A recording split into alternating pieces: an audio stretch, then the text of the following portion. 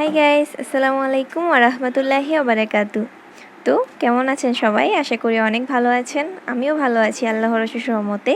এখানে আমি তেল নিয়ে নিয়েছি আর পেঁয়াজ নিয়ে নিয়েছি। তেল হচ্ছে 2 টেবিল চামচ আর পেঁয়াজ হচ্ছে হাফ কাপ আর কাঁচামরিচ হচ্ছে 3 থেকে 4টা। আর রেসিপিটা কিন্তু আমি এখন বলছি না, কি বানাচ্ছি সেটা পরেই দেখতে পাবেন। এটা কিন্তু খুবই মজাদার একটা খাবার। এটা দিয়ে আমি পেট ভরে ভাত খেয়েছি অনেক দিন পর। তো ভাবলাম আপনাদের সাথে শেয়ার করি যেন আপনারাও পেট ভরে ভাত খেতে পারেন আমার মতো।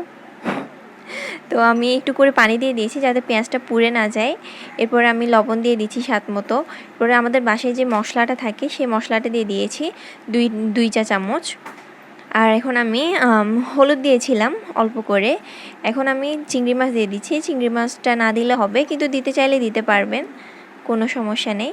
তো চিংড়ি মাছটা দিয়ে কিছুক্ষণ এভাবে কষিয়ে নিতে হবে। কষিয়ে নেওয়ার পরে আমি এখানে আনাজি কলা দিয়ে দিচ্ছি কুচি কুচি করে। পানি থাকা অবস্থায় দিচ্ছি, কারণ আমরা চাই আনাজি কলাটা একটু ভর্তা ভর্তা থাকুক। এটা কিন্তু এতটা মজা কি আর বলবো, বানিয়ে খেলেই বুঝতে পাবেন। তো ওইভাবে নেড়ে দিব আর নেড়ে একদম লো ফ্লেমে এটা ঢেকে রাখতে হবে।